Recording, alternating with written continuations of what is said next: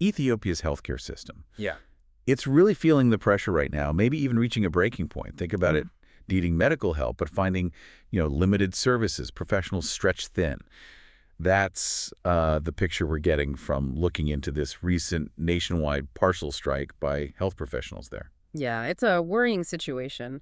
For this deep dive, we've looked at quite a bit news reports coming out daily, statements from human rights groups giving context, and analyses trying to get to the bottom of it all. Exactly. So our aim today is really to unpack this. What's really driving the strike? What are the different sides saying?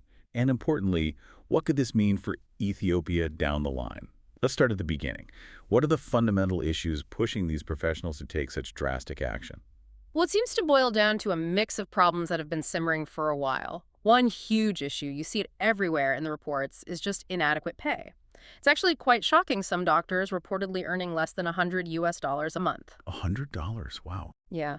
Other sources mention around 7,600 birr monthly. Now, consider the Ethiopian currency, the birr, has lost a lot of value since July last year. Right, so that makes even those low salaries worth even less in real terms. Precisely. It just doesn't cover basic living costs anymore. So a huge demand, maybe the central one, is for a significant pay rise. You have to wonder how anyone can survive on that, especially in cities like Addis Ababa. It's hard to wrap your head around less than $100 for a doctor. Yeah. And it's clearly not just about the money, is it? The information we've seen points to other big challenges, too. Oh, definitely. The sources paint a picture of really tough working conditions. We're talking about facilities that just don't have what they need, constant shortages of medical supplies, and the workloads, they sound overwhelming. So their demands go beyond salary. They're asking for basic benefits, things you might expect elsewhere, like free health insurance for them and their families, proper retirement plans, allowances for housing and transport. Overtime pay is another big sticking point. And didn't we see something specific about Tigray? Yes, that's a particularly stark example. Healthcare workers in the Tigray region, reports say they're owed 17 months of back pay because of the conflict there. 17 months. Without pay. The impact. It must be absolutely devastating for them and their families. It really highlights the depth of the problem. And there's also this feeling of not being valued professionally. That comes through strongly, a real sense of being unappreciated. I mean, tragically, we've seen accounts of health workers dying because they couldn't access the care they provide. That's awful. And even reports of some having to resort to begging to get treatment. That tells you something about the personal hardship involved. So, understandably, they're also demanding legal protection if they face mistreatment from, say, administrative bodies or security forces, which suggests that's been happening. It's clear these aren't new complaints. This strike didn't just appear out of nowhere, did it? No, absolutely not. The information points to these issues bubbling up for over 5 years. The Ethiopian Health Professionals Association, the EHPA, they actually sent a formal letter back in March 2023. It laid out requests for better pay, improved benefits. So they tried the official route first. And there were other actions even before this big nationwide one. Correct. Just earlier this year, February 2025, there was a strike at Ader Referral Hospital in Mekelle. And the reasons? Very similar. Suspended benefits, unpaid overtime, transport allowances cut, all on top of those low salaries. And then just this May, the Ethiopian Medical Association put out a pretty concerning report. It mentioned doctors being imprisoned just for demanding wages they were owed. Imprisoned for asking for their earned pay. That feels like a major escalation, a really worrying sign about the whole environment. It is. And it's not isolated. Think back to October 2023, a strike in East Badawacho over 3 months of unpaid salaries. Or August 2024, staff striking at Shawn Primary Hospital because of 2-month delays. It points to a systemic issue, doesn't it? Our sources even mention a meeting with Prime Minister Abiy Ahmed 6 years ago where similar things were raised. And there was another significant strike when Mr. Amir Aman was health minister. You know, the failed university lecturer strike in 2022 is maybe a cautionary tale here, too, about the challenges professionals face. So years of trying, years of calls for action, basically leading up to this moment. What exactly are the specific demands they've put on the table now? Okay, so on April 11th this year, they submitted this list, 12 specific demands, and they gave a 30-day ultimatum. They really covered the main problems we've been talking about. A substantial salary increase, obviously. Consistent, timely overtime pay. That makes sense. Free health insurance for professionals and their families, that's key. provision of housing or land, or at least a transport allowance. They're also pushing for a salary benchmark. They mention $1,000 USD a month, arguing it's more in line with the East African standard. And I remember seeing something about working hours. Yes, a standardized 45-hour work week. That's aimed at tackling those excessive workloads we mentioned. And alongside that, fair proportional overtime pay for anything beyond those 45 hours. Hazard pay is another one, recognizing the risks they face. Which are significant in healthcare. Definitely. They also want legal protection against harassment or abuse at work and a transparent merit-based system for hiring and promotions. Fairness, basically. Yeah. And finally, a really crucial one, immediate payment of those 17 months of back pay for the healthcare workers in Tigray. That's a very comprehensive list. It covers immediate needs, long-term security, professional respect. So, faced with these clear demands, how did the Ethiopian government respond? Well, initially the response was, muted. Some reports called it tepid. General assurances about future plans. The Ministry of Health pointed to an existing law, Proclamation 1362/2017, suggesting it already handles long-term concerns. But clearly the professionals don't see it that way. The health minister did go on TV, said the government was working on solutions, but it seems those statements lacked the concrete commitments the workers were looking for.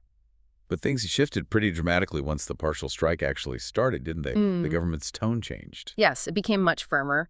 The Ministry of Health issued strong directives, basically, demanding everyone get back to work immediately. They declared the strike illegal, unethical even, and threatened legal action against those who kept striking. Right. The government also claimed that regular healthcare services were continuing okay without major disruption. But the EHPA, the Professionals Association, strongly disagrees with that. So you have conflicting stories about what's happening on the ground. And it went beyond just warnings, right? There have been reports of more direct actions, arrests and things. Unfortunately, yes. The sources we looked at detail credible reports of arrests, intimidation, targeting striking health workers in different areas. A major concern is the arrest of the EHPA president, Yonatan Dagna. The exact date is slightly fuzzy, maybe May 4th or 11th, but he's reportedly still detained. And significant arresting the leader. It is, and there are reports of detentions at hospitals too. St. Paul's Hospital, Gondar University Hospital, a hospital in Luku, plus professionals reporting pressure from local authorities, threats of jail time if they didn't do routine work during the partial strike, and you also see this large deployment of federal police in Addis Ababa. Apparently even pulling units from guarding other critical places. It shows how seriously the government is taking this in terms of control. That sounds like a very forceful response, almost Yeah. like trying to suppress the strike itself rather than engaging with the reasons behind it. Yeah. So what's been the actual effect of this partial strike on healthcare delivery across the country? Well, even though it's partial, they're focusing on emergencies, ICUs, maternity, kids care. The disruption has been pretty substantial and widespread. Major hospitals all over Ethiopia are apparently running at much lower capacity. Can you give us some examples? What are the reports saying specifically? Sure. Tukur and Besa Specialized Hospital in Addis, that's a big referral center, reports that nearly half its wards are closed. Oh, wow. Yeah. Hawassa University Comprehensive Specialized Hospital down south is facing severe backlogs, patients apparently being turned away. St. Paul's Hospital in Addis outpatient departments closed. And disturbingly, reports of medical trainees being detained there. Trainees detained. That's what some sources indicate. Other big Addis hospitals like Menelik II's, Juditu, Ikatit 12, also partial stoppages reported. And outside the capital, Baby Gion Hospital in Bahir Dar participation estimated around 95%. That's huge. 95%. We've heard about resident doctors detained in Gondar. The only obstetrician gynecologist in Liku reportedly detained. Arrest of staff in Delgi, Borumeda Hospital only doing emergency acute care, services starting late in Njibara, doctors arrested in Arva Minch and Agaro. It really shows the partial strike is already putting a massive strain on the system right across the country. It really paints a stark picture. An already burdened system facing even more pressure. Okay, let's look at the different viewpoints. What's the main message from the Ethiopian Health Professionals Association and Movement, the EHPA-EHPM? Well, they've strongly condemned the government's reaction. They're calling it a crackdown, describing the government's attitude as dismissive, even arrogant. They're directly challenging the government's line that hospitals are running normally. They say the disruptions are severe, their immediate focus, getting their detained colleagues released, and an end to all the harassment and intimidation they say is happening. And crucially, they've announced this plan for a full, indefinite nationwide strike starting May 26th if there aren't meaningful negotiations before then. A full strike. Yes. And they're really emphasizing this is about survival, dignity, the future of the profession in Ethiopia. They're explicitly saying it's not political. And on the other side, what's the official line from the Ethiopian government, the Ministry of Health? What are they emphasizing? The government, as we touched on, keeps stressing the strike is illegal and that healthcare is essential, it can't stop. They acknowledge the concerns, yes, but maintain they're being handled through existing laws and long-term plans. There's also been a hint that maybe some professionals are being misled. Interesting framing. Their main message remains: go back to work, use the official channels for grievances. But they also say they're committed to finding solutions and that discussions are ongoing, though clearly the EHPA feels those discussions aren't enough. And what about international observers? Amnesty International, for example. What's their take? Amnesty has voiced significant concern. They're talking about the government's crackdown, pointing to the reports of arbitrary arrests and intimidation. They see it as part of a potentially wider pattern of suppressing dissent in the country. Okay. So Amnesty is calling for an immediate stop to the harassment, respect for freedom of expression and assembly, and the unconditional release of Yonatan Dagna and all the other detained health workers. Their involvement really brings in that human rights angle to the government's response. So we're potentially days away from a full-scale, indefinite nationwide strike. If that happens, what could the consequences look like? The potential impact of a complete shutdown of healthcare services. It's genuinely alarming to think about. You could expect a sharp rise in preventable deaths simply from lack of access to basic care. Treatment for chronic conditions like diabetes or heart disease, interrupted, maybe stopped altogether. Vital vaccination programs could just halt. And emergency services, already strained, likely completely overwhelmed. The outcomes for people needing urgent help could be dire. And thinking longer term, beyond the immediate crisis, what are the potential knock-on effects for Ethiopia? Well, long-term, a strike like this could seriously erode public trust in the whole healthcare system. You're also likely to see burnout among health professionals skyrocket, and that could fuel a brain drain, experienced staff leaving, seeking better conditions elsewhere, inside or outside Ethiopia. Right, losing skilled people. Exactly. Which weakens the country's ability to handle future health crises. There's even potential for wider social unrest if basic medical care collapses. And, how the government handles this could really damage Ethiopia's international reputation, too. It's undeniably clear from everything we've looked at, Ethiopia's healthcare system is really at a critical crossroads here. This goes way beyond just a wage dispute. It's about the core of healthcare in the country. Absolutely. The crisis stems from these deep-seated, long-running issues, just made much worse by the current economic situation.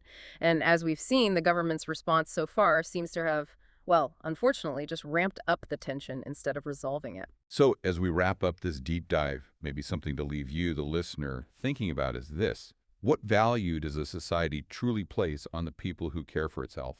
And what are the long-term costs, not just financial, but societal costs of neglecting their well-being, undermining their ability to do their jobs? What does this whole situation really tell us about the priorities currently at play in Ethiopia?